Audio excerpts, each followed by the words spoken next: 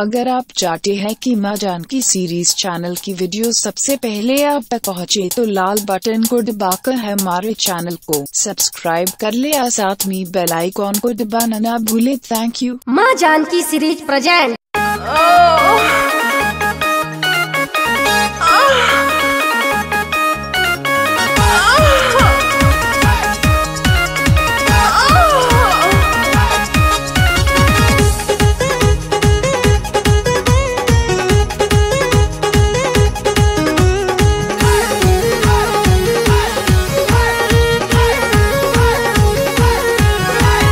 गाल भइल बलाल गोरी कौन बाटी मिसली, गाल भइल बलाल गोरी, गाल भइल बलाल गोरी कौन बाटी मिसली। 4 नंबर के चक्की में बायाटा कौन पिसले।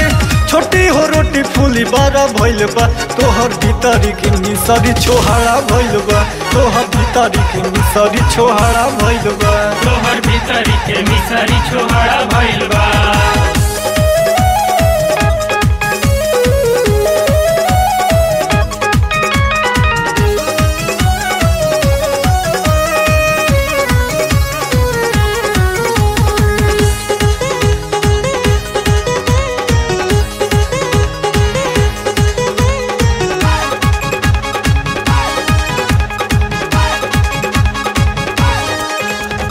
चढ़ल बा जवानी खूबे करिलू फुतानी हो, कामना सवारे काके बड़ू तू दीवानी हो।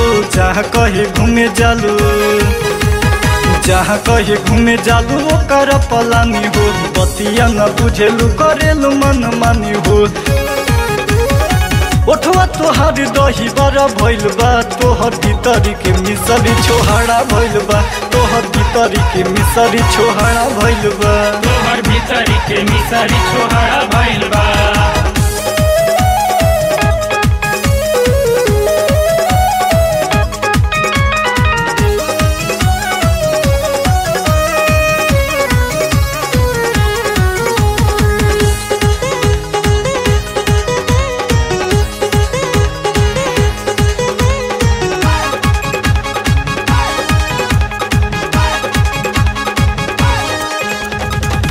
तारू बात मुलाकात खुलेआम हो, लेत बाड़ू पार्क में चुमा सरेआम हो।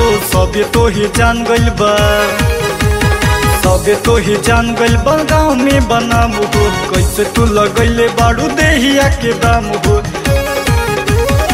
अखिया तोहार देखी तारा भइल बा तोहर भीतरी के मिसरी छोहाड़ा भइल बा, तोहर भीतरी के मिसरी छोहाड़ा भइल बा, तोहर भीतरी के मिसरी छोहाड़ा भइल बा।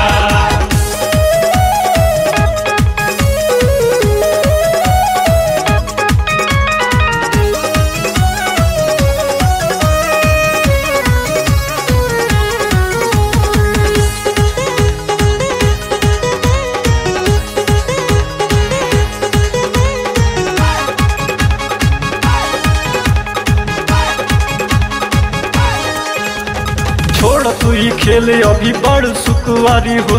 घरे घरे घूम नहीं केहू के दुआरी हो। ना तो सारा फेल हो जाई, ना तो सारा फेल हो जाई काम बुझ प्यारी हो। तोहरा ही पीछे बाड़े छोटन प्रेम बिहारी हो। संजीत विशाल तोहे प्यारा भइल बा तोहर भीतरी के मिसरी छोहाड़ा भइल बा, तोहर भीतरी के मिसरी छोहाड़ा भइल बा, तोहर भीतरी के मिसरी छोहाड़ा भइल बा। गाल भइल बलाल गोरी कौन बाटी मिसले। 4 नंबर के चक्की में बायाटा कौन पिसले। छोटी हो रोटी फूली बारा भइल बा तोहर भीतरी के मिसरी छोहाड़ा भइल बा, तोहर भीतरी के मिसरी छोहाड़ा भइल बा, तोहर भीतरी के मिसरी छोहाड़ा भइल बा।